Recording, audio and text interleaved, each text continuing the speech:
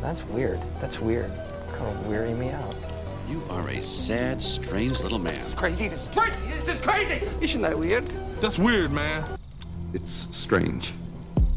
What's up, campers? Welcome back to episode 143 of Camp Strange. I am your camp counselor, Alex Tobin, and David Stokes could not be here tonight because he's moving. But we have a replacement. You know her. You love her. I love her more. My girlfriend. Yes, I have a girlfriend. Katie. Hi, it's me. I'm back. Yeah, I didn't want to give away your full name just in case there's any hitman out there or something like that. Thank you. Yeah, but yeah, David could not be here this week, so we have a replacement, but it's not a replacement. It's an upgrade, actually. So, yeah, but we got to catch you up. I'm supposed to say my intro, which is, welcome back. I'm David.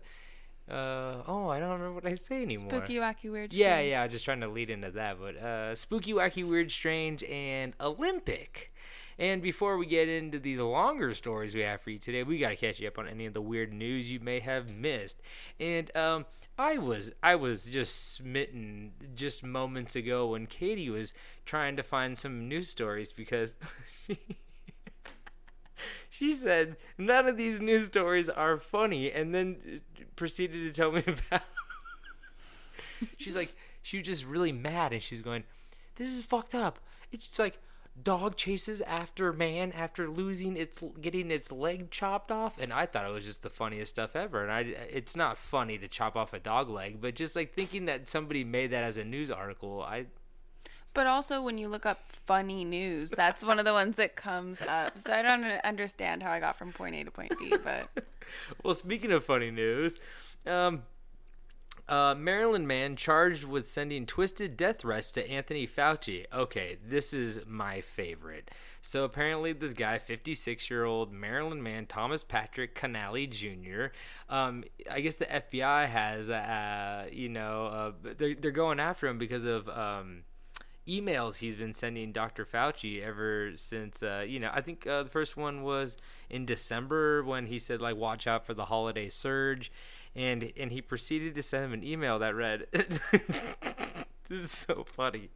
Maybe not if you're Anthony Fauci, but it says, "Dear Anthony Fauci," and he starts with "dear," which is so just great. Mm-hmm. "Every time I see your sickening elf visage, I literally, subject line, hope you get a bullet in your compromised satanic elf skull today." okay. Interesting, descriptive, paints a picture. Got it. Every time I see your, dear Anthony Fauci, every time I see your sickening elf visage, I literally get sick. You are a lying sack of shit. All the way back to your bullshit HIV scam. You are a sickening, compromised, satanic, Freemason criminal, and I hope you get a rope around your vile elf neck and a bullet in your disgusting elf face tonight. Why does this guy have something to get elves? You know why? It's the holiday season. This was in December. Oh, you're right. He has elves on the mind. Yeah. Anti-elf. Maybe okay. Elf on the Shelf. Oh, that thing's very similar to Gary. It's just more haunted, actually, if I have to say. Here's the thing. Gary has not moved since we brought him here, has he not? Well, besides that earthquake, he was like only thing that moved during an earthquake. It is true. Gary fell during an earthquake, and that was the only thing that fell in our apartment. So he was trying to move, but I'm just saying, Elf on the Shelf just roaming around the house. I think it might leave notes. He's in funny poses. Anyway, we call him Anthony. If you get one this year, just call him Anthony Fauci, because apparently he has a very strong elf visage. And then he continues his, hope someone takes a baseball bat to your dirty, lying elf skull and puts you out of your misery, you sickening, vile piece of criminal dog shit. It's interesting that he hopes this happens to him, but he's not at all saying he's gonna do it. No. He's just putting it in the universe, if you will. Yeah, it's the what's that book called? The message. What did Oprah? When you like visualize something, then it comes true. The word. It's the something. The secret. Oh, the I don't know. secret. That's like where you like think of something and it like it's supposed to come true. I don't know. I haven't done it, and it's working for me, obviously. And then he kept sending him stuff, and he said, "You are disgusting. You and your disgusting wife and daughters are getting 6 mandatory shots in their disgusting pig snouts while you watch." Wait, they're pigs, but he's an elf. Yeah. Okay. Well, that's how nature works. You don't. Right. You and your entire family will be dragged into the street, beaten to death, and set on fire. You're a liar and fraud, and I'll call you a mass murderer. You get the death penalty, con artist, you disgusting fucking elf. So he just like... And that one's from later. Oh, yeah, he's been sending them for a while. That's why the FBI is like, okay, one's funny, and now he's anti-elf and anti-Fauci. Just, it's too much going on. Mm-hmm. But I just thought it was so crazy. I mean, like, I think it's always, you always see that thing where it's like, you can't make a death threat against the president, like the FBI will show up at your front door and stuff like that. As in that Tim Robinson sketch, Yep. But the thing is, I think people just go like, oh, yeah, that's a thing. But, like, it is a thing. Like, this guy... He was probably sending these to like an email that just gets random emails. Like it's a Dr. Fauci like informational. Like you can send it in. Mm-hmm. Maybe he'll read it. It's going through 4 assistants first, but like he sent enough to get on the radar. And right. That's. I mean, you're just asking for trouble at that point. Yeah, I don't know. I guess you just kind of get wrapped up in.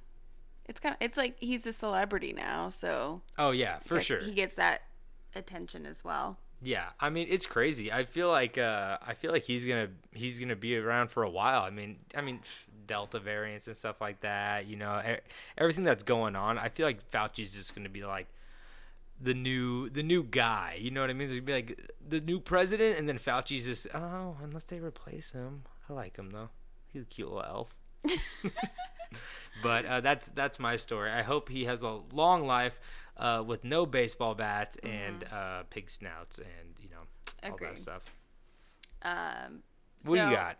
So for my first news story here, this is from Dublin, Ireland. It looks like a shop bans customers from paying with cash stashed in bras during heat wave. Oh, no. Yeah. So, this is a mattress shop. Wait, what? Who's buying a mattress cash? I don't know. Are Dublin mattresses cheap? Well, I think that they also have, maybe they have bedding as well. You just sleep on a... Oh. Peanut Gallery chiming in. We got cats down here. Anyway, so he... is apparently known as Mattress Mick, the salesman or owner of this shop, and he became so fed up with customers paying with cash that has been stashed in their bras that he went to the effort of writing a note on a poster and putting it outside his store, and then also posting on Facebook and saying that it was an urgent alert. Well, it's crazy because I didn't think anybody stored any cash. I thought that was like a thing in movies. Like when like a girl's like he tips the girl and she like puts it in her bra while she's chewing some gum and she's like, yeah, no problem. I'll make sure you get to the front of the line. Or like, she's like a cool girl. She's like a cool chick that puts money in her bra, right? That's not unless you're Irish and sweaty, right? Apparently. So, yeah, I don't know. He just wanted to stop the quote-unquote unsanitary habit. With everything that's going on, don't need to add any more germs, I guess. It's weird. There's a guy out there who's like that's his thing. He wants sweaty boob money. He has the opposite sign in his store window. It says only pay with bra cash. Yeah, and he's opening up a mattress store as we speak. Next door to this one. Yeah. Yeah. I mean, isn't that weird? Mattress stores actually work like that. Yeah, I don't know. I've heard a lot of conspiracy theories about how they're just like fronts and... I mean... Because how often does one buy a mattress? Every... They say 6 years or something? I was going to say 8 to 10. Is that wrong? Well, I still have underwear from 2020. I almost said 2020, 2000, Mm-hmm. Mm-hmm. They got Spider-Man on them. I like holes in mine. I like mine looking like a Stanley Yelnats dirt lot. Okay. I couldn't think of a measurement that somebody would dig a hole in, but acre. It was a word I was looking for. Okay. But yeah, it's just very interesting because mattress stores, I think, are maybe fronts for something, but I don't know I don't even know how a front works, if that makes any sense. I have no idea. No. So many things I don't know. But I actually realized that my second story is a great follow-up to my first. Okay. Do you mind if I go 2 in a row? Go for it. Do it. So, this is also in the UK, in Essex, England. Mum gets note from neighbor saying, quote, "My kids don't want to see your ass out." What? So apparently she's been walking around in her house, windows, blinds open, and, has been in like a t-shirt and her panties, or sometimes is just naked. So the neighbor across the street said to shut your blinds when walking naked. This is another problem I have. Why is everybody just trying to make the world like less fun, But also, Boob money, I do naked feel like neighbors. I feel like this woman definitely has bra cash. Oh, yeah. Well, no bra. Just cash. Who knows where it is? It's sweaty, though. That's It's for sweaty. sure. That's for sure. But, no, okay, here's the thing. If it was like a creepy old fat naked man that was constantly... If you guys hear stuff in the background, that's our fucking cats, and they're going ballistic right now. Because Katie's usually playing ringleader right now, and I'm doing the podcast, and they occasionally come out here and scream. But right now, they're like jumping in bags. One's on top of the record player right now. They're very confused about what's going on, so disregard them. Oh my god. They hate this medium. They're big YouTubers, and they fucking hate podcasts. I forgot what I was gonna say, but if it was like a fat naked man, I'd be like, this is so wrong. Like put some blinds up.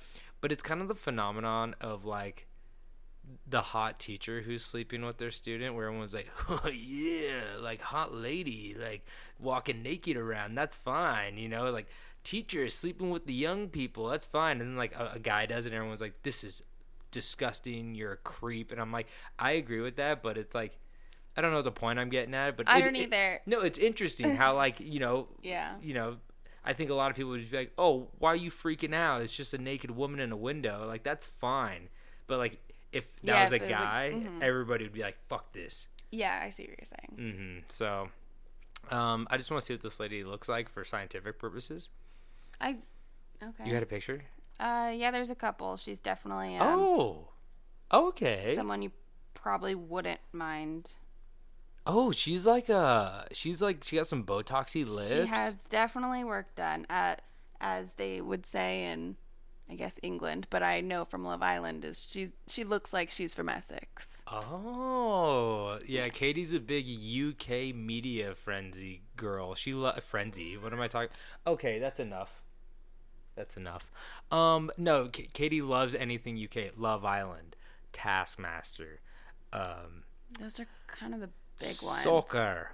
No. Football. Not so much. Mr. Bean. Anything. The Royal Wedding. Can't say I caught it. Okay, she's a fan of One Direction. That was true. It was. Okay. I they're guess not around anymore. You're right, but if they were. But yeah, so okay, well, I'm moving to England, Essex more specifically, but my next news story is one I'm very fond of because I've been following this not like closely, but it's been on my radar for a very long time, since 2005 actually.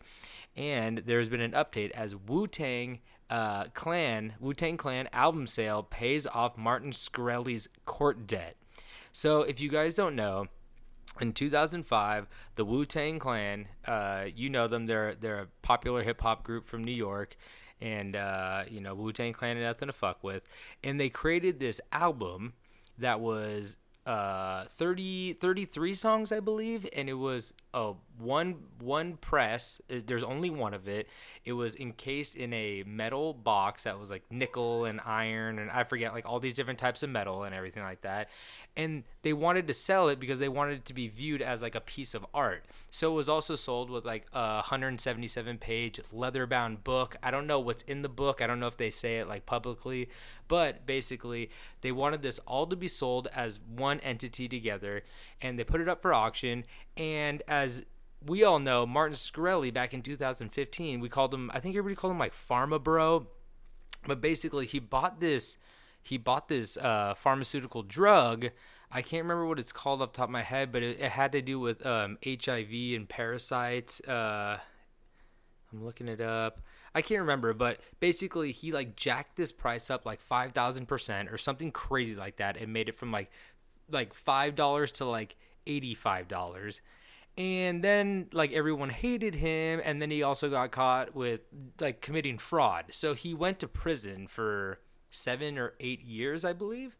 And he had to pay a bunch of money back, $7.4 million. And I guess he's already paid back $5 million of it through other funds, but he still had to pay $2 million left. So the government seized that album from him, and the government auctioned it off to a secret buyer. They said they didn't have to, part of the contract was they didn't have to like tell who bought it. Mm-hmm. And so the album has been passed from Martin Shkreli to somebody else.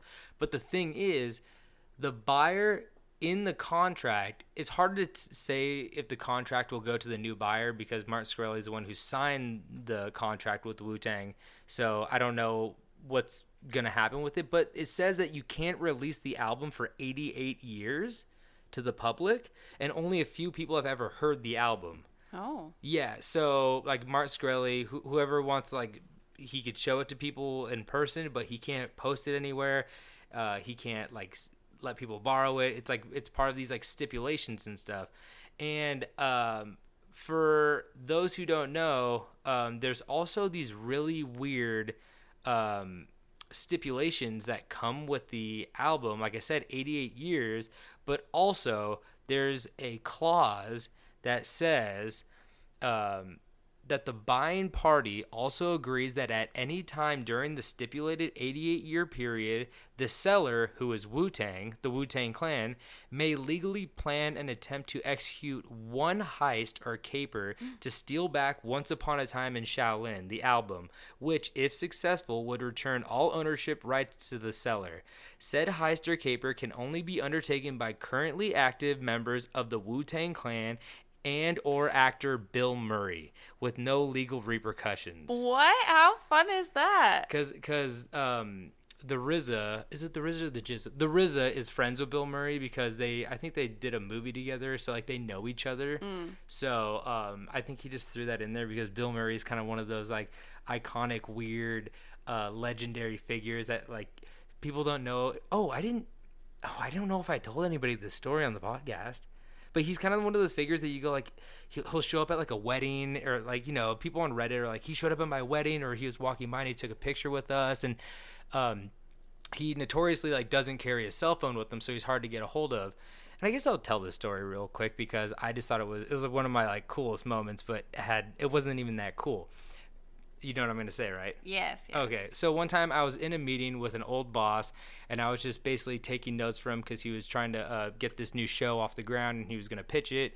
And one of the people in the room, there were five or six people in the room, and one of the people in the room was Bobby Fairley, who is one of the Fairley brothers, who famously wrote and directed Dumb and Dumber, Shallow Hal, Me, Myself, and Irene, Something About Mary, all those movies. And Bobby Fairley was sitting there when I was taking notes. They were talking amongst themselves, and then his phone went off. Bobby's phone went off, and everyone was like, "Oh!" And he's like, "Oh, I'm not gonna take this." And he looked down. He's like, "Oh, I gotta take this, guys." And he puts the phone up to his ear, and he goes, "Hey, what's up?" And he's just kind of silent there, and everyone's just kind of talking amongst themselves. And I was kind of like watching him, and he's like, "Oh yeah, no, I'm not in Boston. No, I'm actually just like, I'm in LA right now." And he's like, "Oh, yeah." He's like, "When I get back, yeah, for sure, we'll grab a drink. Yeah, blah, blah, blah. Okay, yeah, cool. okay, talk to you soon. Okay, bye. And he hangs up, and everybody in the room, like the 4 or 5 other people, look over at him, and he's like, oh, really? You had to take that? And then he looks at him and he goes, well, it's not like I'm not gonna answer the phone when Bill Murray calls me. I remember when you told me that, and it was so crazy. Yeah. Like, of all people, and especially, like, you hear the phone call, and you're like, oh, this is just, like, an old friend or something. Like, people just catching up. Mm-hmm. And it's like, you really stopped, like, a business meeting for, a personal phone call. Mm-hmm. But then you're like, oh, whoa, it's so crazy. And it's cool because, like, I could kind of, like, hear his muffled voice through the phone. And I didn't know who it was, so I was just like, it's like secondhand. It's stardom. You didn't talk to him, but you, like, heard his muffled voice. That's why I say it's like, it's not cool. It's like the coolest uncool story. Right. Like, I didn't see him. I didn't meet him. It just, like, I was like, oh, I was next to a phone call that he was on, which is so stupid. But, yeah, it's just one of those things where I was like, oh, shit, that's so cool. But yeah, so Bill Murray, or one of the current active Wu-Tang Clan members, can steal it back, but they can only try once? They can only try once. That's crazy. How do we know if they've already tried or not? That's the thing. I mean, I feel like they probably just saved it for a rainy day. I mean, like, realistically, they weren't gonna do it. I mean, maybe though. But maybe. But, like, what would happen? Like, what if he just, like, they showed up at a park and this guy was like, I'm gonna do, like, a listening party at, like, New York, a park in New York, and then they showed up and they just started beating the shit out of Jesus. This guy who just bought it for $2 million, and they steal it from him, and then he's like, I legally can't do anything? Like, yeah, it is interesting. It's assault. Yeah, the assault part would definitely be against the law. But if they have a contract that says that I can try to steal this back from you, then, like, I don't know. I mean, I'm not a lawyer, but... I mean, a lawyer's going to be like, that was pretty cool. I'm going to drop the charges. But I don't know if it would actually happen. It's just kind of a fun little thing to put in the clause. But, I mean, it would be really, really cool to hear that album. There's, like, 33 songs, and somebody described it as, like, being, like, the intro is, like, thunder and rain, and then it comes in with, like, Ghostface Killah rapping, and I was like, oh, that sounds so cool. And it's like they described it as like one of their earlier albums, and I'm a Wu-Tang fan, so that would be so cool to hear that. But 88 years, I can wait. That was 2000. Well, when was it? 2015. 2005. No, 15. 2015. It came out in 15. Oh. So only like almost 80 more years left. I'll be like 110. That's fine. 82. Something like that. 80, what year is this? Yeah. I'll be like 110, 111. I'll wait. Yeah. I can wait. Exactly. Anyway, we should probably get into these stories, right? Before we bore you guys with all this Wu-Tang and Bill Murray talk. Yeah, right. That's the only stuff I will actually want to listen to. So, anyway, let's get into these stories because mine's kind of sad but interesting. So, can't wait. Let's do it. Now, Katie. Something I've noticed just in the general zeitgeist of the media world is that people are drawn to unsolved true crime cases. Am I correct? I'm going to go ahead and say yes. Yes. So documentary after book, after Facebook theory page, after podcast just usually pop up on the weekly and with a new unsolved case. As an audience, we are drawn to the cases for many reasons, I believe. Some for the morbid curiosity of the case, while others for the thrill of the clue hunting and puzzle solving. But usually, and sadly, many of these cases are never solved because of either the passage of time, the lack of evidence, or the lack of interest. Today, though, I would like to tell you about the most well-known unsolved case in all of France's history, or should I say, Franch's history, that still plagues the mind of the population to this day. As today, we discuss the murder of Gregory Vellemis. So, I am not French, people. So, there are a lot of French names in this story. So, I can even try to... I'm going to give it my French best, you know? But... Vellemis. What? Vellemis. I don't know how. Vellemis. Yeah. Vellemis. No, see but that word doesn't. Would they say min? I don't know. See, here's the thing. There's more French sounding names in this, so I mean we're fine. It's true. But give it my go. So, at 5 p.m. on October 16th, 1984, Christine Croissant Villemin. Christine Villemin was finishing up her ironing for the next day as her 4-year-old son Gregory Vellemis played out in the front yard in the little French town of L'Épingle-sur-Volongne. Mm-hmm. That was something. It Probably sounded pretty French. wrong. So Christine's husband, Jean-Marie Villemin, was not home from work yet, which meant that 4-year-old Gregory was outside playing in the front yard, alone. As Christine finished her chores and went outside to check on Gregory, she began to panic. The spot where the little wool hat-wearing Gregory was sitting was now empty. Christine immediately began searching the perimeter of the house, but quickly expanded her search just after a few minutes, jumping into her car and frantically patrolling the small village. So, I mean, I feel like there's no lag time between like a parent being like, "Oh, I wonder where my 4-year-old is." I feel like they go, "Where is this kid?" I'm immediately like getting in my car or like you're sprinting. There's no like walking around the house. It's a sprint around the house and then speeding in the car. Like, it's probably the scariest feeling ever. You know what I mean? As a mother myself, to two I hear him crying all around here. loving children, Mm-hmm. when our older cat was a kitten still. Well, but she was like old enough to know. Mm-hmm. She might have been 1 at this point. Oh, they're always old enough to know. But I like put her food out or something, and she would always run, and I realized I hadn't seen her much that day. So then I was like, wait a minute, like, where is she? So I checked her, go-to spots, under the bed, Mm-hmm. In the closet. etc. They have all their the places cats will hide. they have their go-tos. Oh yeah, you. That one. Yep, Yep. you. So Are you standing on my album? then I got worried. Get off my John Mayer album. Sorry, continue. So then I, immediately was worried. So I ran all over the house and did not find her. And I was calling her, and I was like shaking treats, like hoping she'd come out if she was somewhere. And no luck. And we had previously lost a cat that had snuck out and never came back. So this was a little bit triggering, if you will. Yep. So then I started walking around our neighborhood, and I'm like crying, and it was a rough maybe 10-15 minutes. And then I was looking again inside in my room, and I had a TV box Oh shit, that's right. that I was keeping because I was planning to move soon, and so I was like, oh, I'll just throw the TV back in the box when I go to move. And right when I moved that, she was just laying behind the TV box because there was a little space between it and the wall. And That's the classic story of like the little kid in the closet being like, haha, I was hiding, you found me. or And like you're in the "You son of store as a bitch." kid.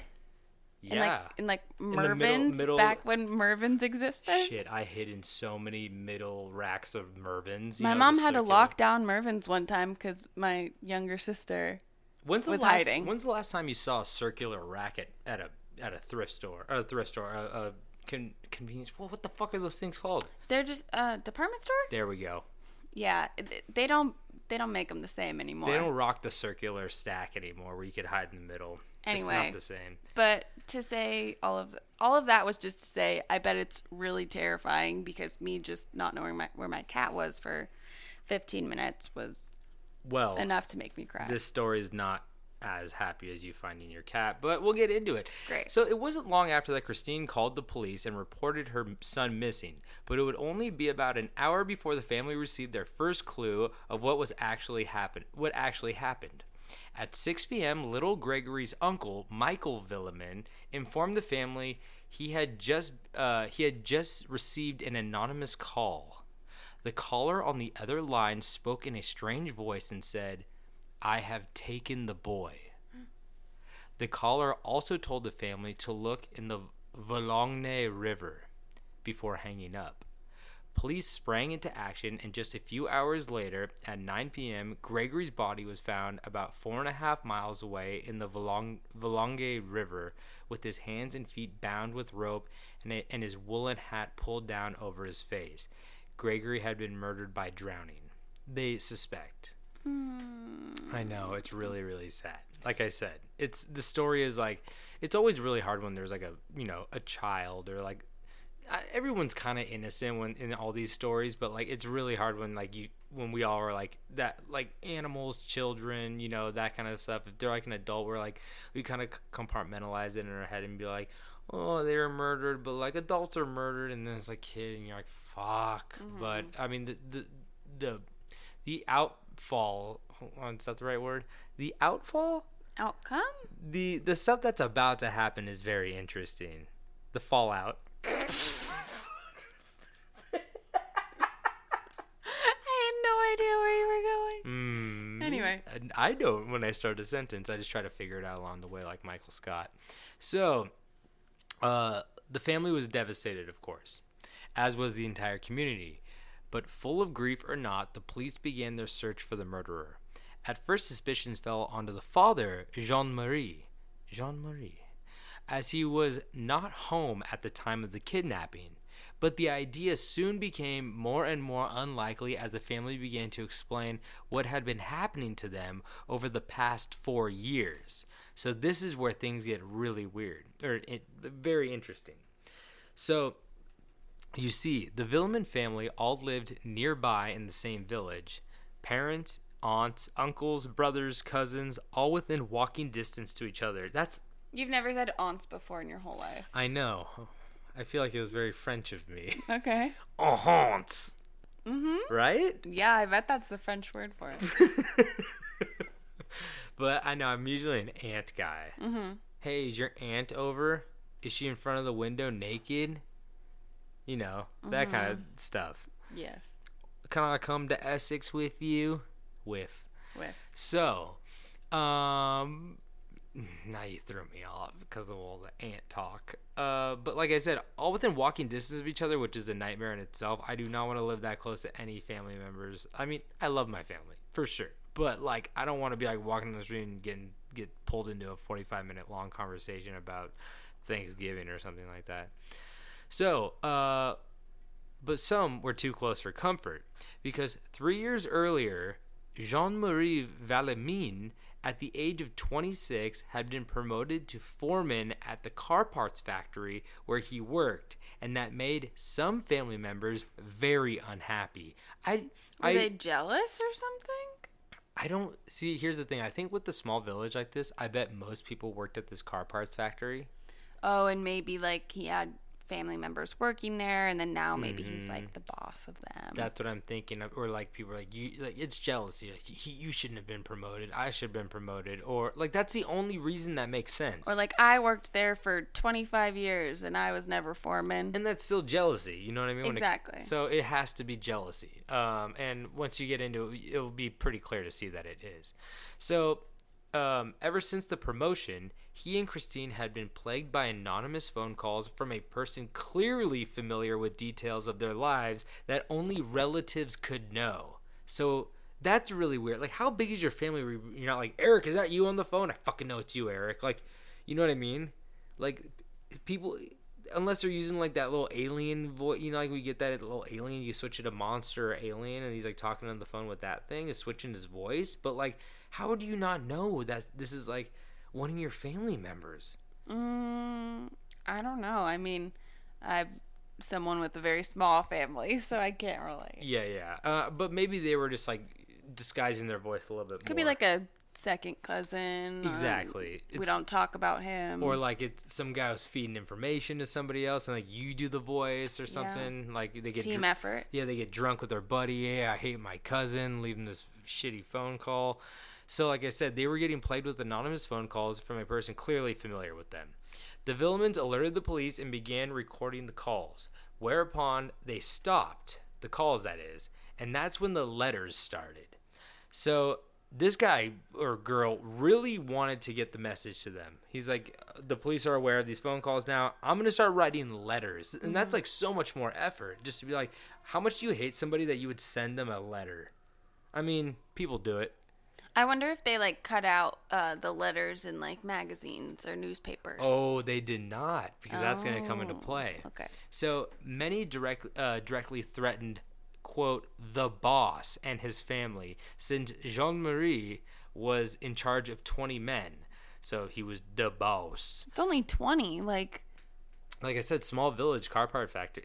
That's why people are, if it's a big company, people are just like, oh, who I gives just a meant shit? smaller pool of suspects. Oh. But it could be like people in the town know he's the boss. So they go, you the boss. Mm-hmm. You know? That was me trying to be French, and I kind of came out Russian. Russian. Oh, the boss.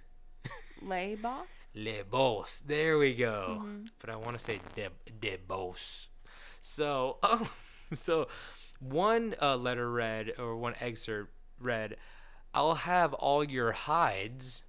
I don't know what that means. I'm guessing skin. I'll have all your hides. While another letter stating, I hate you so much. The day you die, I will spit on your grave. So he's expecting him to be buried same day. No, he's just saying in general. He said the day you die, I'm going to spit on your grave. But sometimes it takes a few days. I don't think they throw you in. Well, no, this is the 80s, right? This is why you couldn't be an investigator, because you just get caught up on these fucking, you're like, improper use of the word day. He should have just said the minute you die? That doesn't even make sense. Anyway, so the most recent one arrived the day after Gregory's murder. This one solidified the killer reading, I hope you die of grief, boss.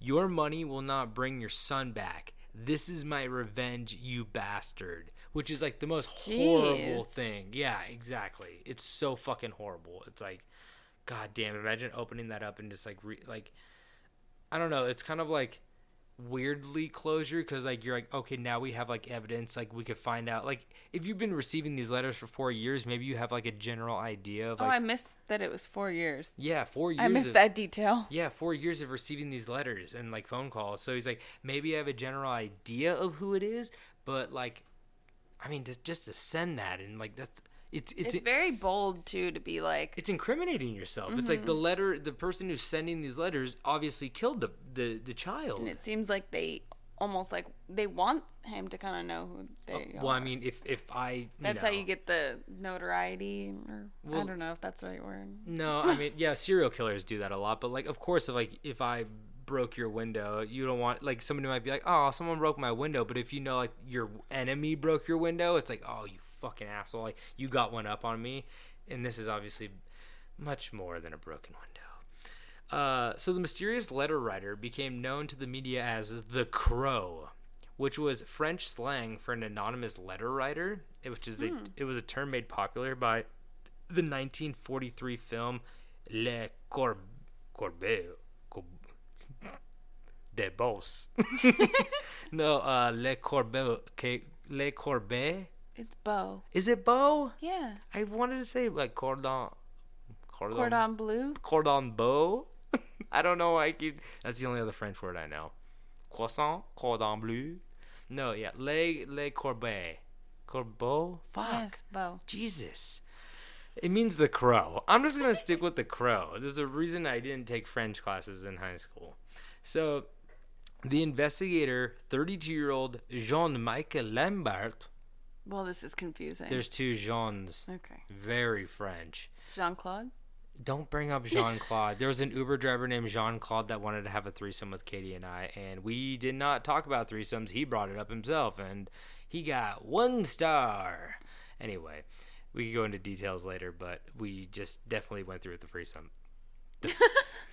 So So Jean-Michel Lambert, the 32-year-old investigator, was working this case as his first, which is why there were crucial errors made, like failing to secure the crime scene or a full autopsy, and even potentially vital evidence would also later be thrown out. So that's what I mean when I say I don't know if he was fully drowned or if he was strangled or what.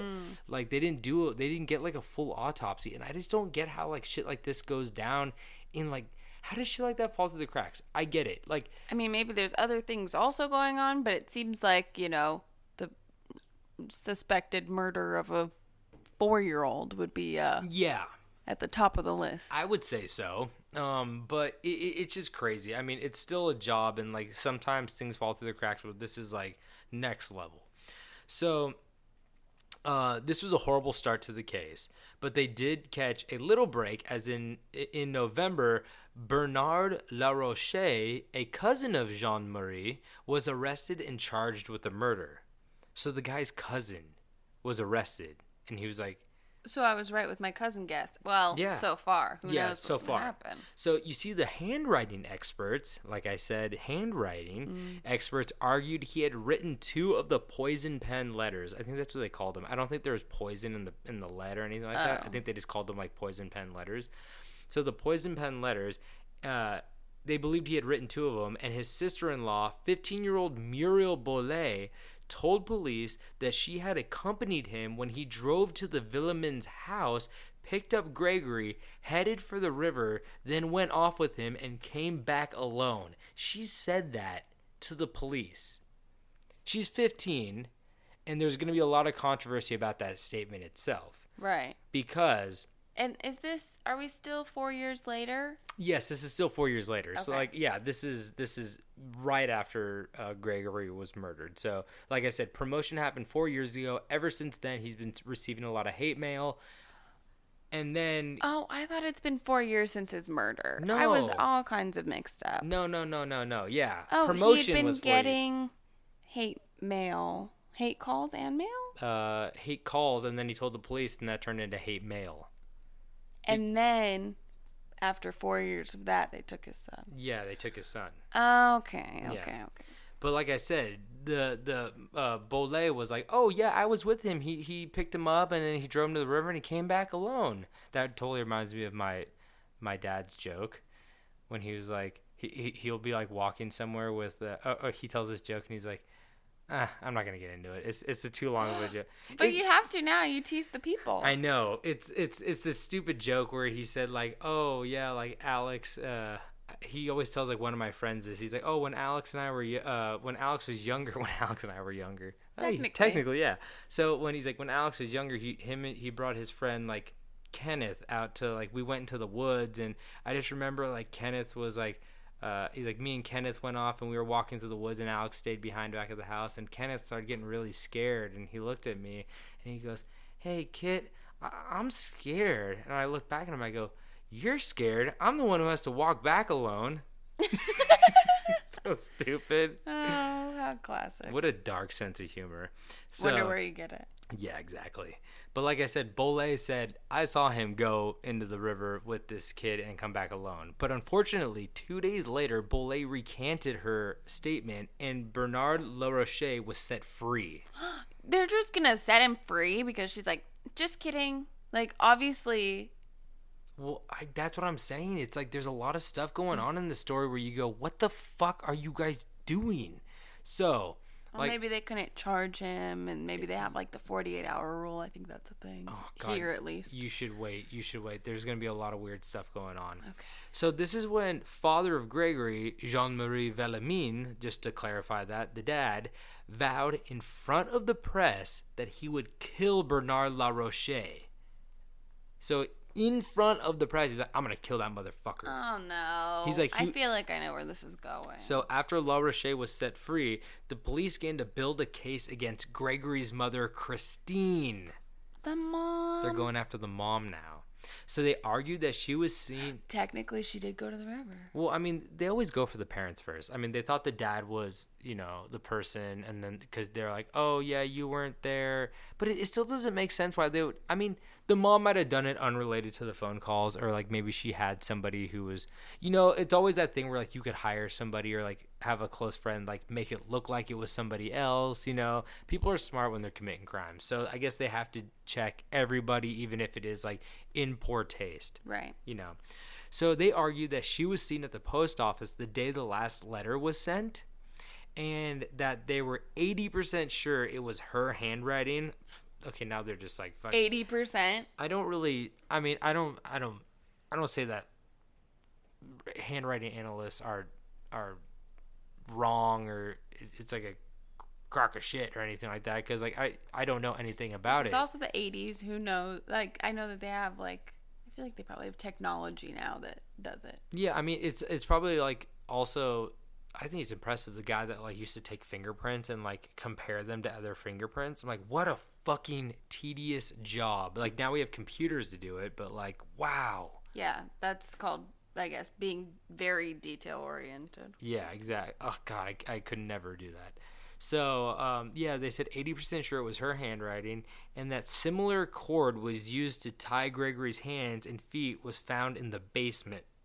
So they're like, oh, yeah, like this is the same cord in the basement. Similar is the key word there. I don't know if it was similar or if like, if it was like so close that they couldn't say like it was the same. So they legally had to say it was a similar cord. You know what I mean? Right. But like also, if you live in a small village and there's like one fucking store. Yeah. Like everybody has the same of everything, right? Yeah, that would make sense. So I don't know. It's kind of weird. I think that's the thing though. You kind of look for.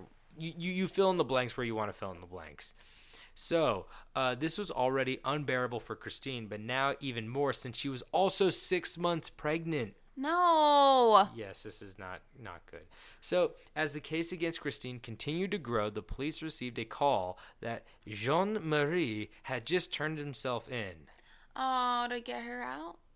As he had just got done murdering his cousin Bernard LaRoche with a hunting rifle as he left work. No! Yeah, he just killed his cousin. Jesus. He shot him in the head. See, I thought that somebody was going to frame him for killing the cousin. I thought, ow.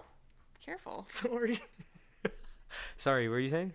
I thought that someone was going to kill that Bernard dude and then be like, oh, it was Jean-Marie. Oh, no. I mean, that would have been a good setup, but no, Jean-Marie is like, I'm just going to do it myself. And that's what I'm talking about, when you get letters for 4 years, you go, I fucking know who this is. So now both of his parents are in jail and his mom's pregnant. I mean, granted, if she did it. Both of his parents, he's dead. Yeah, I know, but he's dead and his parents are both in jail. Technically, yeah, you're right. So, in custody at least, because, like I said, he murdered his cousin with a hunting rifle, and, where am I? Oh, yeah, so Jean-Marie received 5 years in prison. Imagine. While his wife, Christine, was being arrested and placed in pretrial detention for the murder of her son. This is, like, the worst-case scenario, right? But also, you kill someone and get 5 years? Well, I think they're, like, we understand the situation, and, like... Also, France is like, I mean, European countries, some are very just like, I think 25 years is the max sentence in some of those European countries. They don't give life. Germany doesn't give life. It's 25 years. The guy who was the cannibal, I think he got like 25 years, and then he can get out like for good behavior earlier than that. They just don't believe in like life sentences over there. I can see that. Armin. Remember we talked about that guy? I don't think you listened to that one. You don't like cannibal stuff. Can you believe it? So, this is like a worst case scenario. Your child is dead, and now you're separated from your husband and wife, and you're both in prison or detention. So, Christine stayed in custody for 11 days on a hunger strike, which had inadvertently caused her to collapse and miscarry one of her twins that she was pregnant with. Oh my god. I know. This is what I'm talking about. It's just like fucking snowballs into horribleness. I'm glad you didn't pick a happy story. I know. I'm sorry. So after her collapse, she was freed after an appeals court cited flimsy evidence and the absence of a coherent motive. So Jean-Marie served only 2.5 years of his sentence, and Christine was fully cleared of all charges in 1993, 8 years later. But there was still the question of who the killer was. In 2000, the case was reopened to test DNA evidence, because I think this is when DNA evidence started to become more and more popular, as we know with Golden State Killer and a couple other people that they've caught. But yeah, so they opened it for DNA evidence, and the licked stamp on the letter, the cord around used to bind Gregory, and Gregory's clothes and shoes were all tested, but everything came up inconclusive. No. Yeah. So after 17 more years of handwriting analysis over 2,000 letters and voice recordings, the police suspected that the singular crow who wrote the letters and made the calls was actually multiple crows, believing these new crows to be a man and a woman. This led to the arrest of Gregory's great-aunt and great-uncle, as well as an aunt, but not the uncle because he had passed away in 2010. Aunt. Fuck. Am I saying aunt a lot You now? said aunt. Why am I doing this? Anyway, so like I said, great-aunt, great-uncle, great-uncle, and then an aunt and an uncle. But, no, the uncle had passed away. So they're just trying to find, like, groups, like a man and a woman that were related in the family, basically. Because, like I said, they already knew too much information, so they know it's somebody very close. And they're like, who's a man and a woman that we can, like, interview for, like, suspected murderer of this child? So they just started going after, like, these other people. And I think they did the handwriting analysis, too. It wasn't just, like, they're like, these people look like they have similar handwriting.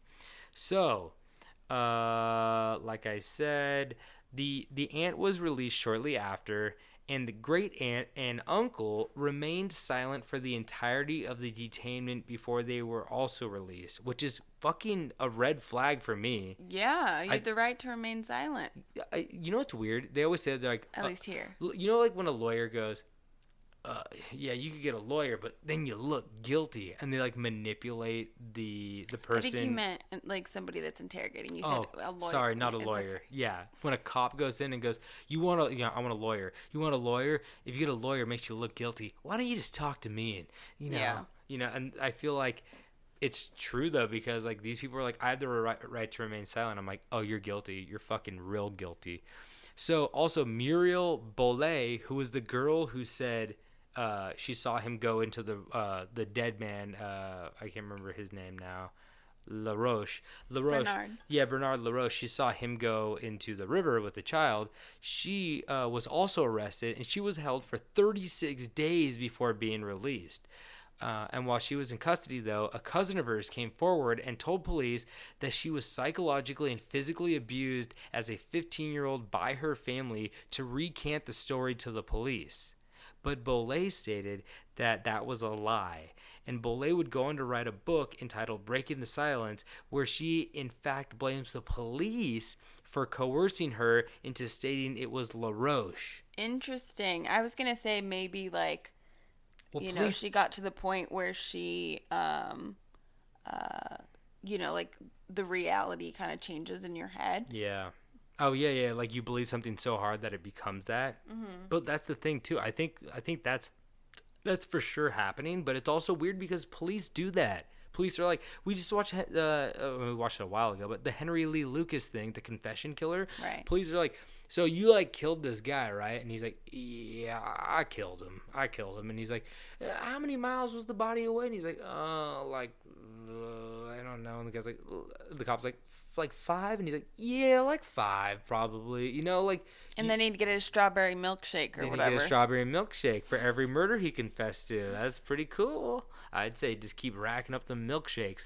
But it's crazy because they do that shit, and they go like, well, LaRoche probably did it. You saw him, like, go off with the boy, and then she's 15 and, like, scared and impressionable. But, like, if the cops did, like, I feel bad for this 15-year-old girl because when that LaRoche guy died, she recanted her story, and then he was shot in the head. She was like, if I never said that he walked into the... Like, if she did lie, that guy just got murdered because she was like... The cops were like, hey, you saw him go into the woods with the kid, right? And she's like, I don't know. And he's like, you saw him go into the kids with the woods. She's like, yeah, I did. And then, like, Jean-Marie shoots Bernard in the head, and then she's like, he didn't. Or maybe he did.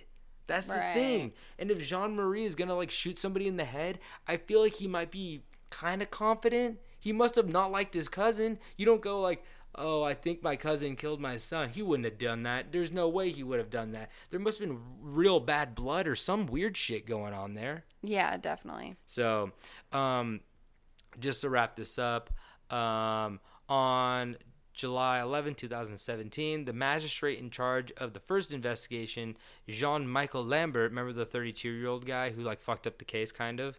He like lost some evidence and Yeah. he committed suicide.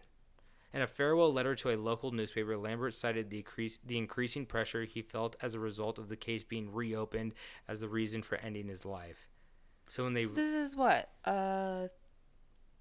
430. No, they opened it in 2000 and they opened it again in 2017. Yeah, but it happened in what, 84 or something? It happened in like 84. So in 84 it happened, and then in 2000 it got reopened, and then 2017 it got reopened for DNA, and then 2017 it got reopened because they're like, this looks like a man and a woman, so they need to start questioning people again. And then he's like, I can't handle this anymore, because everybody was like, you fucked up the case and we're never gonna solve it. And it's like really, really sad. And that's happened to a lot of people. There's also a guy in Tokyo, multiple people probably, I forget what the case was. I think it was the monster with 1,000 faces or something like that, and he killed himself because he couldn't solve the case too. And I'm like, man, it's so much pressure and like all that publicity towards you and everything like that, and it's just horrible. And I feel so bad for this guy. You know, he really cared about this case, and he was just young, and he messed up some stuff, but like, you know, it's not his fault completely. You know, he doesn't deserve to die over it. But, and just to end this off with a little horrible note again, Monique Vellemis, Gregory's paternal grandmother, died on April 19, 2020 at the age of 88, presumably of COVID-19. So they added that in the Wikipedia. So like, why not? Let's just make this continually. It just goes to show you that like one action has a lot of consequences. Even like, obviously this action was murder, and of course that's gonna have consequences. But like, this whole thing of one person's jealousy and like weirdly rash behavior, being like, I'm gonna kill this person's son because that's how you really hurt somebody, ended up killing multiple people, you know, inadvertently, like people that had nothing to do with like the family and like unborn babies and like the detective. That's what I mean, the detective, and like some guy who might have been guilty, who might have been innocent. It's just one of those cases that like, I think that's why it's so popular in France. And people are just like, how did this get so out of hand so fast, you know? And why does it keep going? Why doesn't, like, I don't know how anybody in the family. It seems like there's a decent amount of evidence, like, you know, like with the letters and stuff. Like, yeah, is this just like interpersonal, like family? Like, I would love. This is maybe too like prying, but like, I would love to see what like those next 30 years looked like at like family. Like they they must have moved out of town. Like living next to the people, and you don't know what like. Somebody in your family murdered your 4-year-old son and you have to go to Christmas? Like, there's no way they have any connection with any family members anymore, right? You don't know. Plus, you killed your cousin.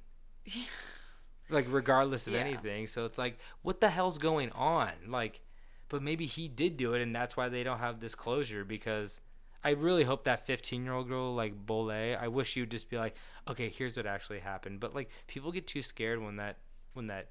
And it's hard too when like you go back and forth, and it's like, you know, you're more unreliable, I guess. That's true. Yeah, if she came forward and was like, okay, I did see him do that and he did murder her, people would still be like, well, how do we know? You know what I mean? And like you said, when you believe something hard enough, sometimes that takes the memory and like forms a new memory in your head. So it's very strange, super sad, but like a very interesting unsolved case. And you know, I hope one of these days they solve it. Why is that cat meowing? I hope one of these days she quiet.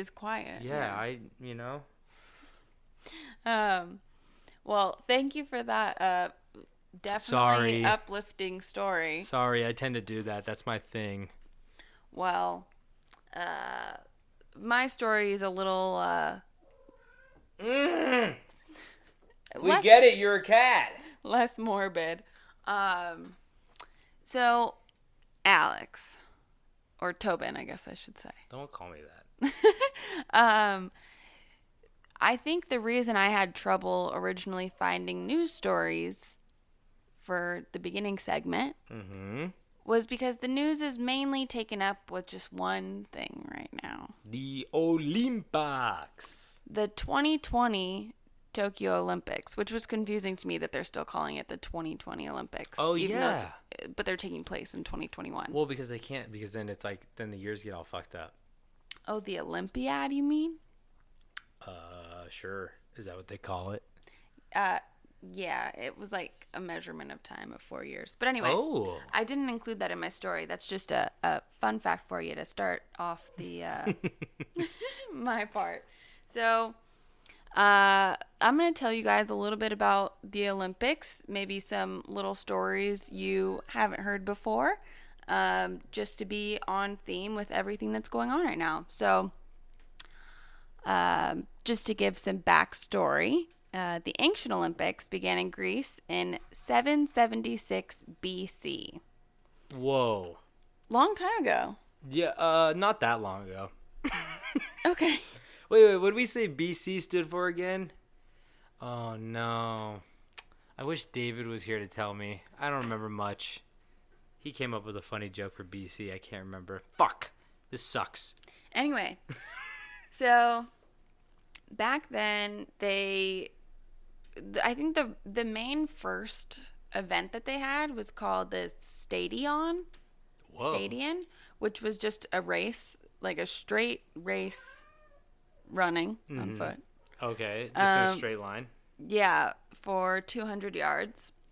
Easy. So, I'm an Olympic athlete. I could do that. Everybody's probably yeah, but you slow have to back then. beat everybody. Yeah, I could beat them. Anyway. Do you think like an average person running out? I mean, like they're, you know, what's funny? They were way stronger back then. I like how I'm assuming they're weaker. Like the average person now could beat a Roman back then. I'm like, have you seen pictures of these fucking Romans? Everybody's ripped or extremely fat, or a cat, right? Yes. But anyway, so back then they had the Stadion race at first, and then so they had some other running events, and they also had a pentathlon, which was made up of a jumping event, discus and javelin throws, a foot race, and wrestling. See, I get everything but discus. Because javelin, you're like, oh, you have to throw a spear. Like, we've thrown spears. We've been in war. I've never seen anybody come out in a battle with a frisbee. Like, watch this shit. You know? Grenade? Yeah, I was going to say rock throw would be good. But then they're just like, oh, they probably just, like, started rock throw. And then they're like, we should turn it into, like, a flat thing. Because the flat thing flies further, right? But, like, how do you even figure out that fucking move they do for Yeah, discus? it is weird. Do a little spin? Uh-huh. Oh, man. Yeah, so they had those, like, athletic events, and then they also had what they call combat sports. Hell yeah. Which, once again, would include wrestling, but then they also had pankration? What is that? It was similar to mixed martial arts, so it said something like empty hand, like submissive, I don't know. Oh, so they're just, like, choking each other out. Yeah, they could choke, they could kick, they could do all that kind of stuff. Okay. Kind of So- like, yeah, do whatever you want. Just like, I mean, I think there's a part, I think I read on Strange Deaths episode a while ago that some guy fucking got punched in the balls a bunch and died. I think that was like a thing. Oh, like he got his balls squeezed. Like, that was kind of the thing. Like, you could kind of do whatever you wanted. You know, you just, like, gouge someone's eye. You could, like, grab their balls and squeeze. And I think some guy had a heart attack because he grabbed his balls and squeezed. Welcome to the Olympics. Thank you for that addition. You're welcome. Oh, and then they also used to compete naked, which it didn't start like that from what I Whoa. read. Grab balls and squeeze, right? They would have loincloths on, but then as the, lore goes, which a lot of this ancient Olympic history is kind of like, It's hearsay. right? They have like etchings and things and whatever. Orators, Homer, Yeah. all of them. So apparently some guy was like going to run his race and he just like took it off, or he said it fell off, but really he just thought it was easier to run Nah. naked. Yeah. But then other sources say that they did it as a tribute to Zeus, so The to naked show- or the loincloth? naked to Naked, show oh, that okay. they were like strong and powerful. Or, Oh, I see. Because the loincloth was more of like a diaper, not like I always picture like a Schmiegel loincloth, like the thing that just kind like of a flap. Yeah, That's like- what I was picturing. No, but like if you're running with that, like what's the point? You know what I mean? It's got to be like a connected diaper type situation though. Because if you've seen the show Spartacus, they kind of got like diapers on.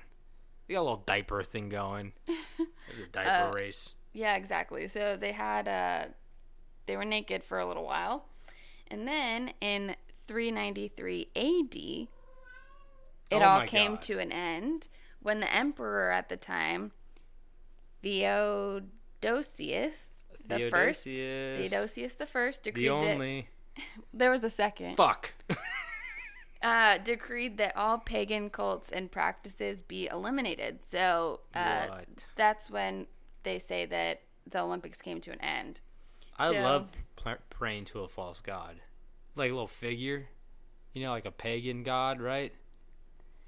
I don't really know what I mean. I think a pagan god is like, I think this was kind of when like the Romans were like taking over or something, but I'm not an expert. I just read a few articles and now I'm telling you guys about it. Pagani is a car manufacturer. Okay. Is a term used, paganism is a term used in the 4th century by early Christians for people of the Roman Empire who practiced polytheism. So it's when you pray to multiple gods. Oh, okay. So yeah, Theodosius wanted that to be Gonzo. He was like, we have one God. Dunzo, He's a loving God. And everyone's like, but what about Zeus and Hades and the water god? And everyone's like, no. And then he's like, what about the god of wine and sex? And everyone's like, he can stay. He's our new one god. And then everyone's like, yeah, I could get behind this. Exactly. So Olympics were dead, basically. Apparently there might have been a few over time, but once again, Like secret Olympics in like the back of a McDonald's. just like low key ones, like I don't know. Just like a go behind the bathhouse and squeeze my balls and call it the Olympics. Exactly. And then if you fast forward to the 1600s in England, then there were some Olympic happenings beginning to go on, but they weren't the Olympics we know today until... Wait, Simone wasn't there? Not the time. You Oh, know I how I didn't- feel about this. I'm saying she's in the Olympics. Okay. No, I'm just saying like you're like they're not the same as they are today. I'm like, wait, they didn't have like 4'8" girls just flipping through the air 40 times and landing. Like, it's crazy what the Olympics are today. It's just true. It's bananas. Well, maybe I'll tell you some of what they used to do Okay. if you stay tuned. Oh, I'm here. So, then in 1890, Baron Pierre de Yep. Coubertin created the International Olympic Committee, which is still around today, the IOC. And they were going to have their first Olympic Games in 1900, but everybody was so excited, so they tried to push it up. So they pushed it to 1896. So that's the first official modern Olympics. Oh, that's like, I mean, so when they go like, this is the blank anniversary, how many Olympics deep are we? I think we're on, I just looked it up. I should have written it down, like 33, the 33rd Olympiad, 34th. What? It's every 4 years. I thought it's every Technically. 2 years. Well, but I think it used to be every 4. The Winter Games are a newer addition. Okay. Is X in Roman numerals 10? Yeah. Then I think it's, 30 something. Okay. Okay. So, Football, Super Bowl XXX. Tentacion. Yes, him too. Um, Can't keep my balls in my pants.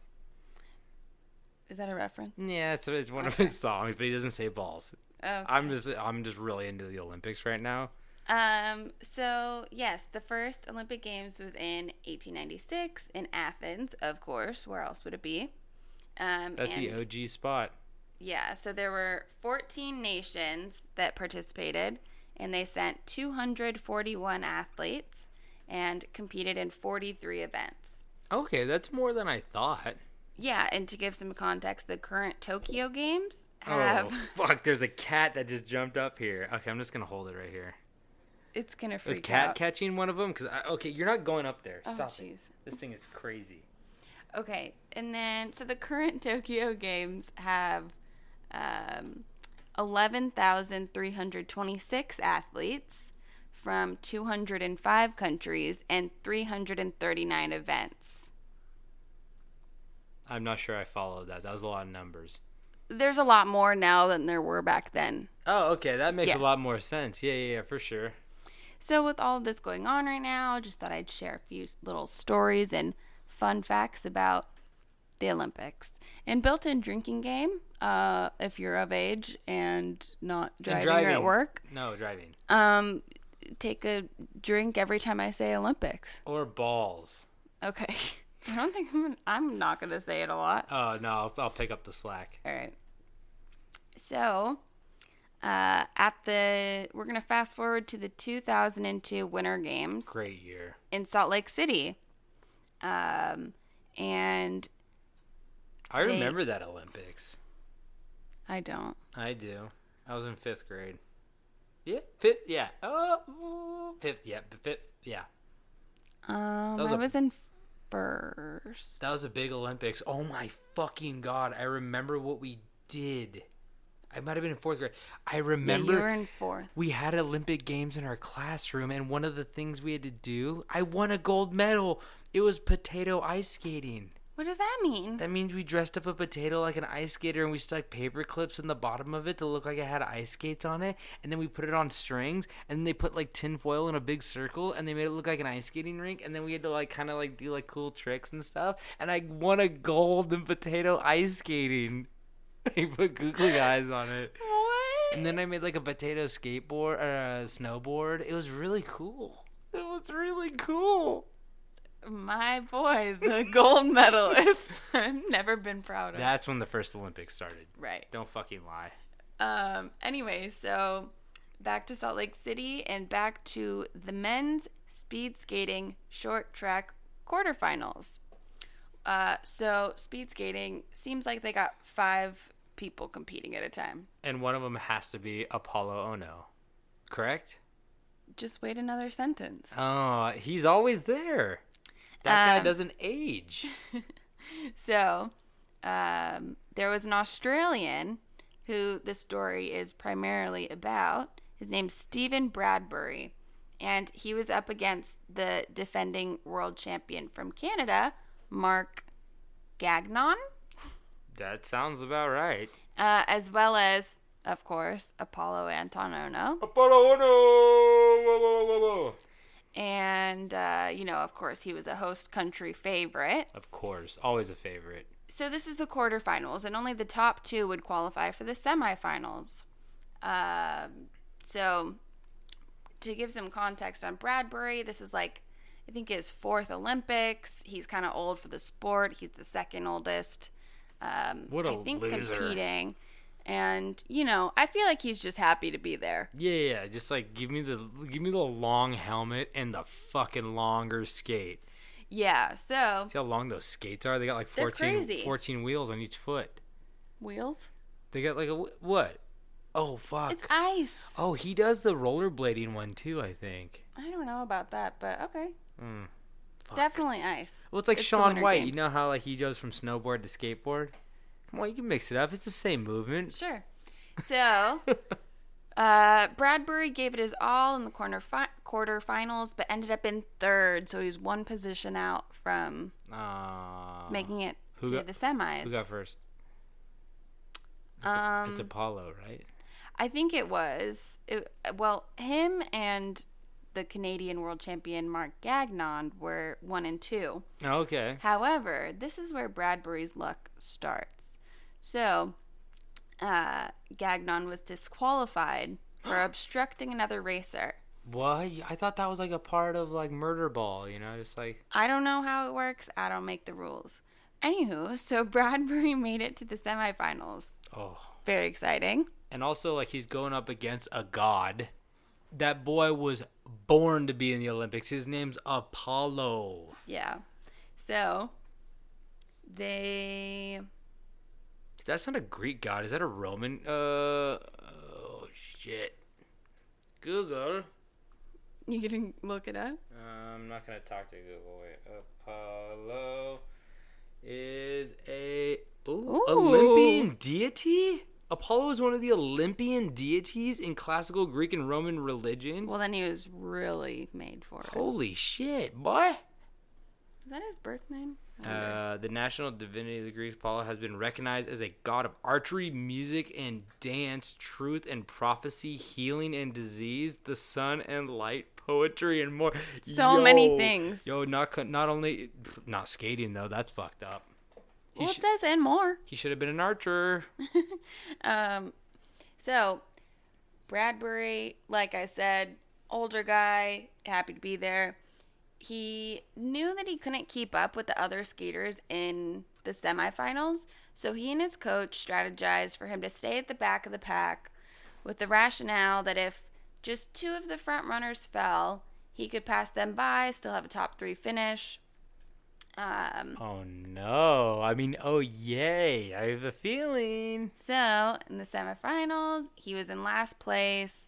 And wouldn't you know, 3 of the racers fell, and he was able to pass the 4th person. So, he got first place in the semifinals. Holy shit. Did he jump him? Like Brink?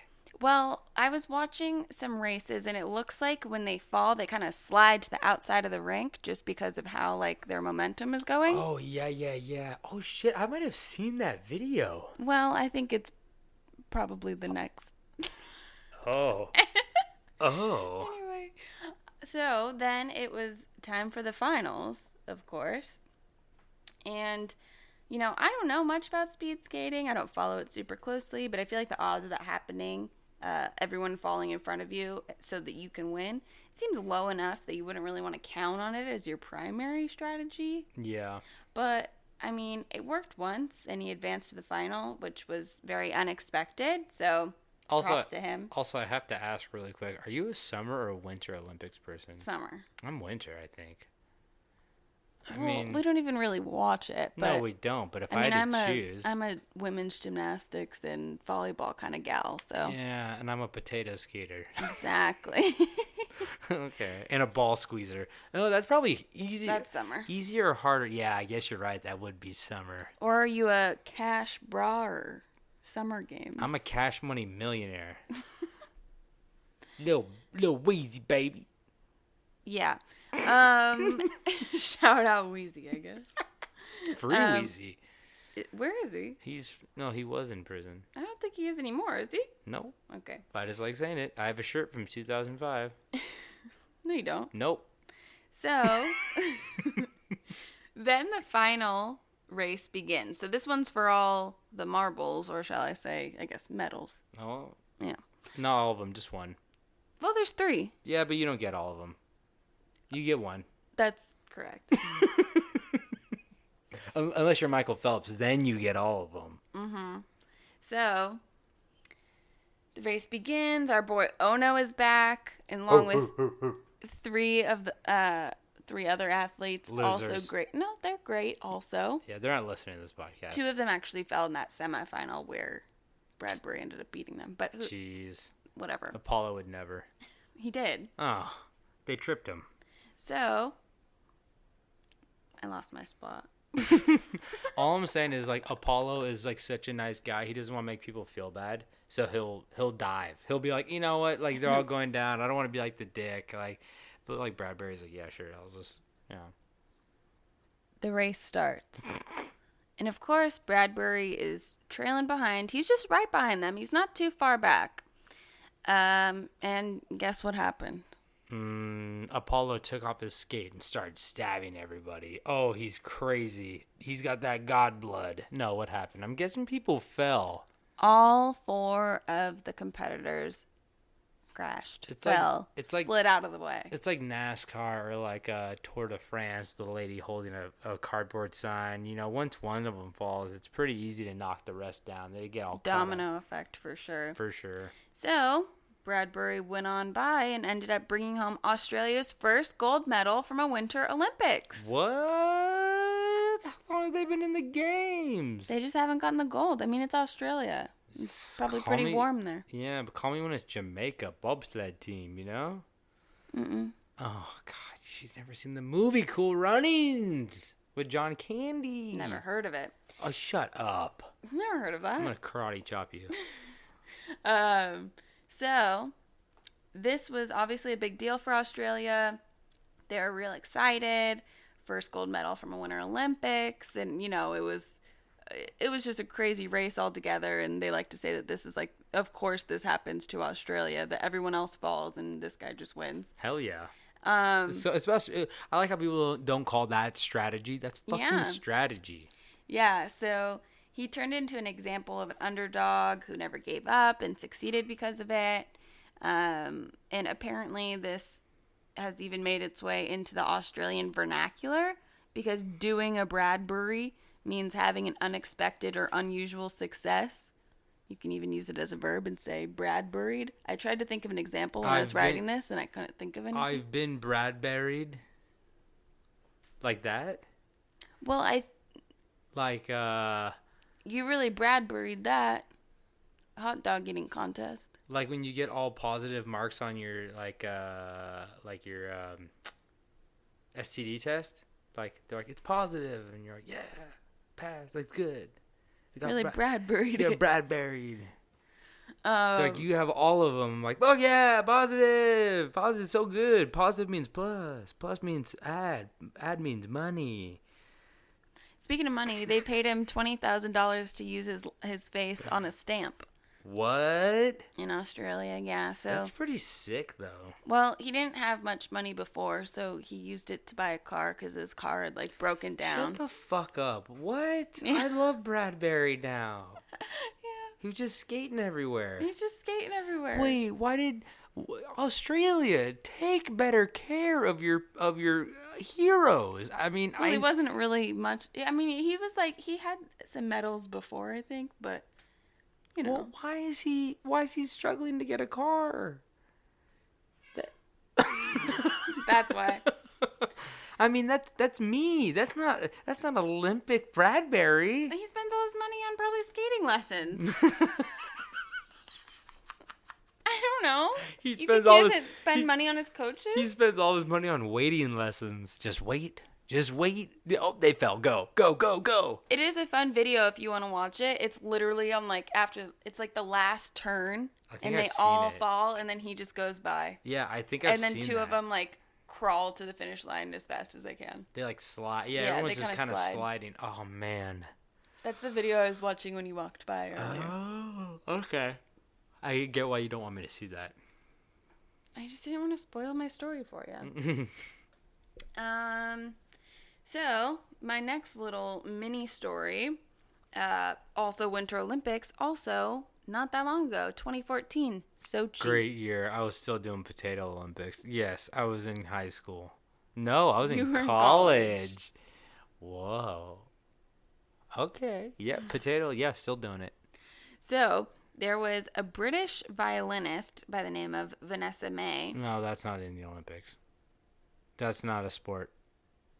and she made her Olympic debut at the age of 35 in the women's giant slalom event, so skiing. Okay, wait. Is the slalom the thing where you go flying? That's long jump, huh? No, this is the one where you have to like go around the little like poles. Shut the fuck up. That one looks the most dangerous. I've seen people catch their ski in like that, in that orange mesh plastic, and like break their leg. Like their leg goes the opposite way. It's crazy. It's absolutely nuts. What? I just like to watch you and see how much you struggle to keep saying things. Well, I'll keep going. I know you will. I have no shortage of words in my brain. Not all of them are very good, but I'll keep talking. So, anywho, Vanessa Balls. May, she lived in Britain, but her What, you didn't like how I said that? Britain. Hello, love. In it. So, but her dad was from Thailand, or at least Thai descent. So she was able to represent Thailand because it'd be really hard to get into the onto the British team because there's just a lot more people, whereas like Thailand didn't have very many high level skiers. So you just have to be a citizen, correct? Or residence, or what is it called when you get the I have a dual residency or whatever? Dual citizenship. Citizenship, yeah, that's it. Maybe I'm not exactly sure on the legality of it, but because I don't want to be controversial here, but like, did she look Thai? Mm-hmm. Okay, because I always think it'd be weird if somebody's like, I feel you have to be born in the country to compete for them, right? No, I don't think so. Because it would be really interesting. I don't really know if they'd be like one of these. I'm like, not sure where she was born, but Naomi Osaka is playing tennis for Japan. Oh, okay. She's American. Oh, really? Hmm? Yeah, it's always interesting. Nastia Lukin, I think. Oh no, somebody else. Someone represented Russia. Because like there's these countries that are more like melting pots. Oh, like, Maria Sharapova was on the Russian team, I think. That makes sense. Well, I'm just saying that there's like these countries that are melting pots where like you see like a lot of different cultures like competing in the Olympics, and then you see like a tiny country, it would be like Botswana in it, and then like it'd be crazy to see like an Asian guy in like Botswana. And he's like, oh, I was technically born in Botswana, and everyone's like, well, I guess yeah, he's Botswanan. Is Botswana a country? Yeah. I don't know if they're at the Olympics. I'm not sure. I haven't seen them. How dare you say that? They're the best country at the Olympics. Well, okay. For all my Botswanans out there. So. That are also Asian. What's up? So, she's going to be representing Thailand in the slalom, but she needed to reach a certain number of points in order to like qualify for the Olympics. Mm-hmm. So apparently in this event, it's kind of like golf scoring. So you had to have a score of 140 or lower. Oh, is it when you hit a pole? No clue. That's fair. I didn't look that far into it. That's the hardest part with all these Olympic sports. Like every time you're like, okay, I hope the commentator starts like giving the rules out like every 5 minutes, because if I tune in at the wrong point, I'm like completely, that like they just got to go on the other side of the flag, but the scoring is just all over the place. Yeah. So she needed 140 or fewer. But there were like, I guess no upcoming events or something, and it was kind of last minute. So the Thailand Olympic Committee put together a race in Slovenia? I believe you. And on January 11th, before the race, she had almost 270 points. She did 140 or fewer? Yeah. So she hit a lot of poles, I'm guessing. What it means to me is she wasn't ready for the Olympics. But 8 days later, after this 2-day race, she had 131 points. Oh, she cut that score down. Maybe she had an off day, She was 35, though. Maybe, yeah. Wow. Good for her. That's so fucking cool. So, 2 weeks later, she had another competition, and that raised her score to 171, but it was fine, apparently, because I guess you just had to have one that was 140 or lower once again. Just to show your material, your Olympic material. Yeah. You're not going to embarrass. You're not going to like show up and then get like 400, and everyone's like, why the fuck did they let him in? But it was weird that her score was kind of jumping all over the place. Shows some maybe inconsistencies. You're right. That is kind of a red flag. So. No pun intended, because they have red flags in the sport. So she was able to represent Thailand, and there were 90 skiers on this event at the Olympics.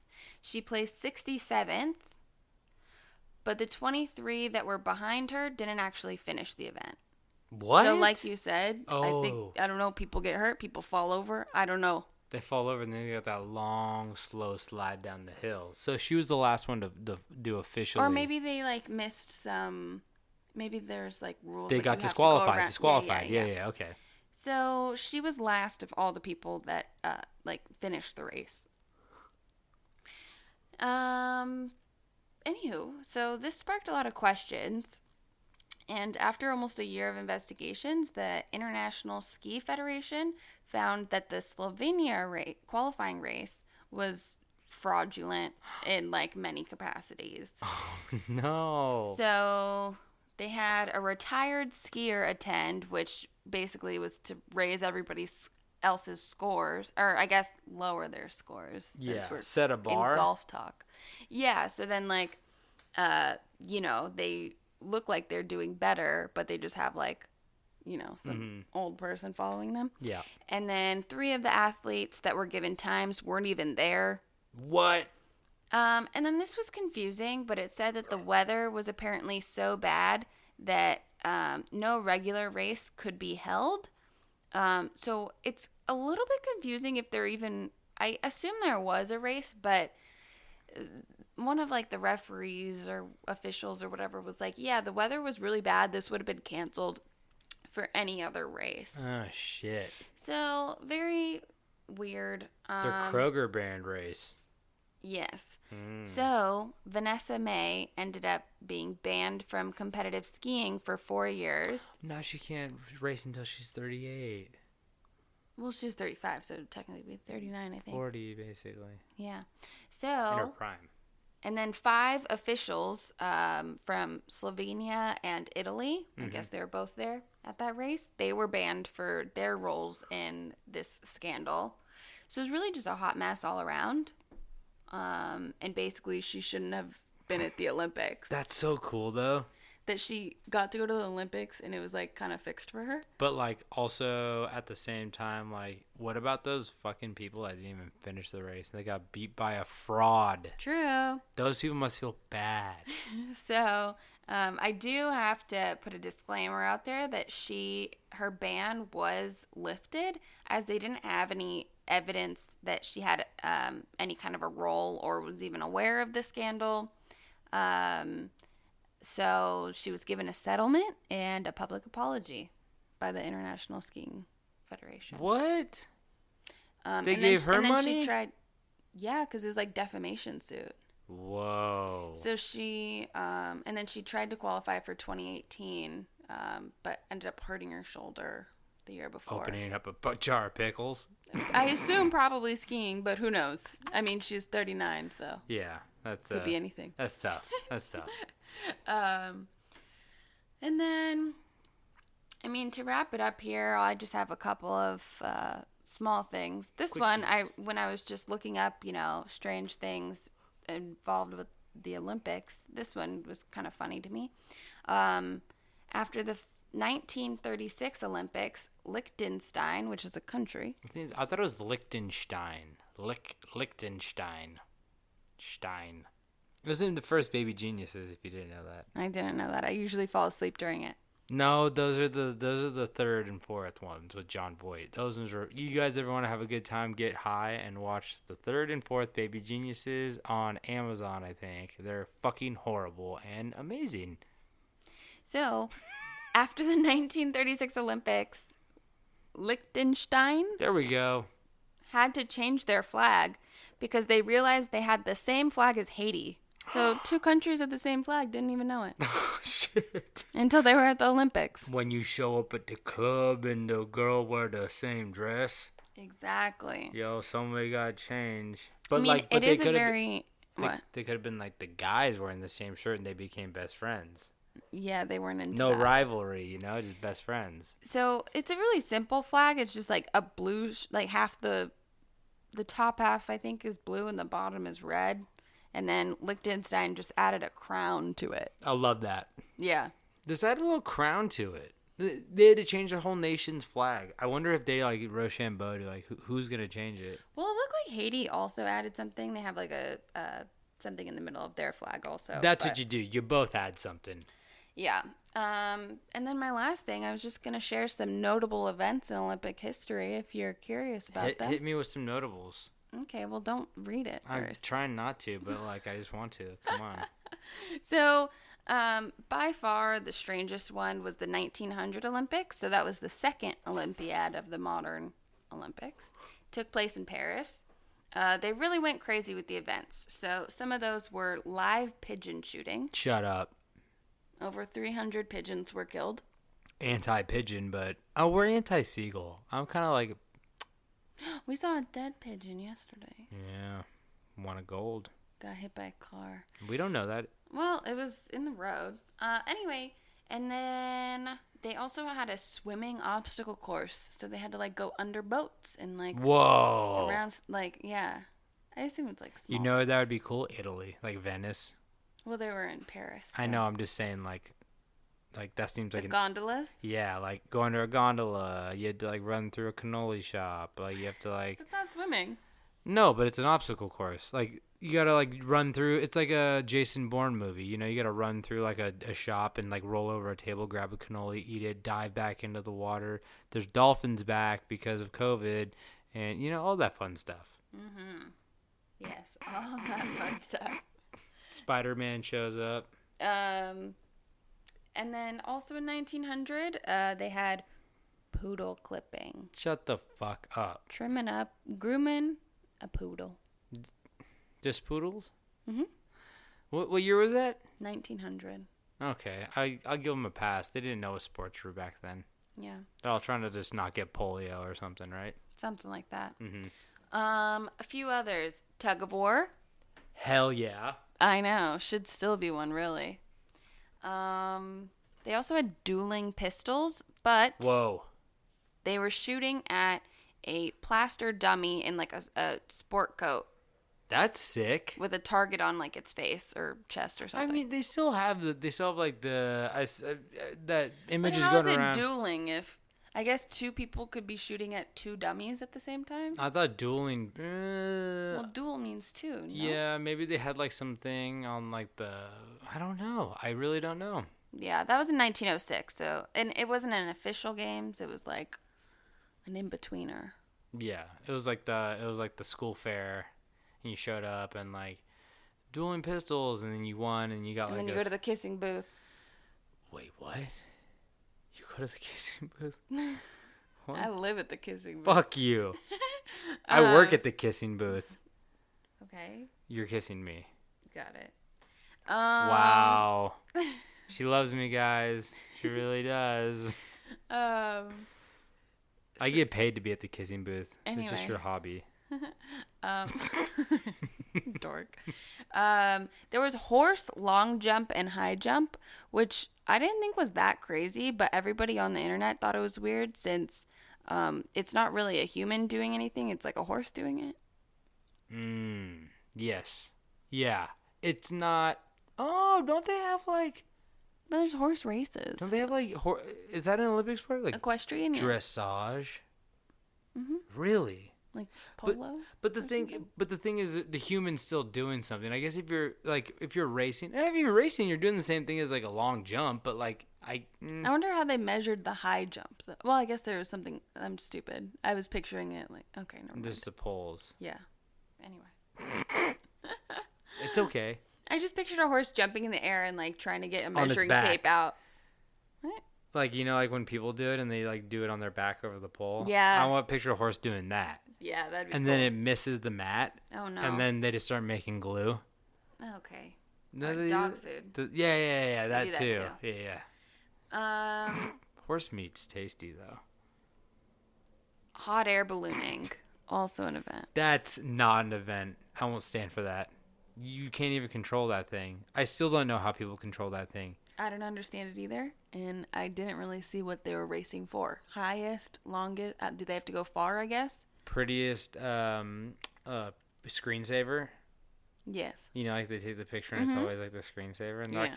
Napa Valley, balloon racing. Come, oh, the guy got caught up in some wires in the sky. My favorite is that, like, on The Bachelor or, like, even on Love Island, like, those kinds of shows, they'll always have a hot air balloon date. Like, you got a view, but you're also there with, like, a strange, most likely man that's just, like, throwing fire. I guess I'm just gonna cancel ours then. I'm sorry. I don't. That'd be so scary. Just be in the basket. I'd do it, but I'd be It does seem scary. I'd be down for it for a date, but they always do that on the shows. I'd be like, can I get like a parachute on my back? Like, I don't know how to operate it, but like, I need something just in case this basket breaks. Right? Yeah, Plan B. Yeah. And then they also had town planning.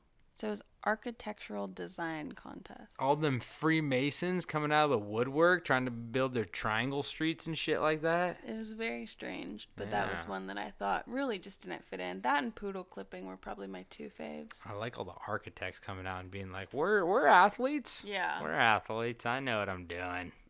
Yeah, and some of the current ones that people think are just loco. What's that? Crazy. No, I know what the word loco means. What are the current ones that people think are loco? Speed walking. What? That's one? Yeah.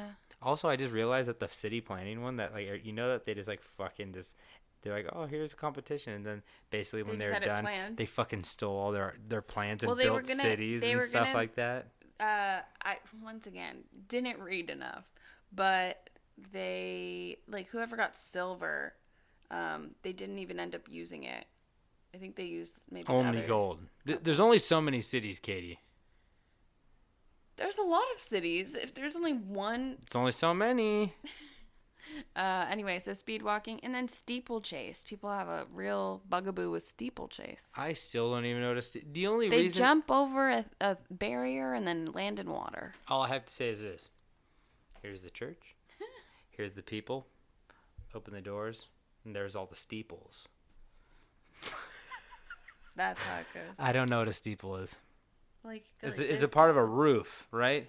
They're like, here's the church, here's the steeple, and you do your fingers, and I keep poking that. But that's not me, that's the steeples. And you open the doors, and there's all the people.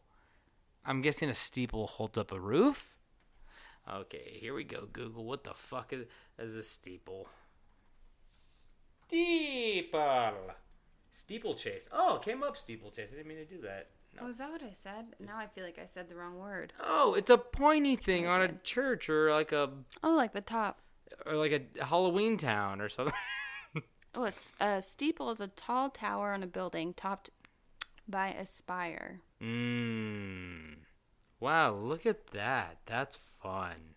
So they gotta jump over those? No. Okay. But, yeah, a lot of weird sports out there, huh? You doing chase now? Steeplechase? Yeah, I didn't know if... Well, show me an image of that. They just jump over. Oh, that's the thing where they fall in the water. Yeah, why are they doing it?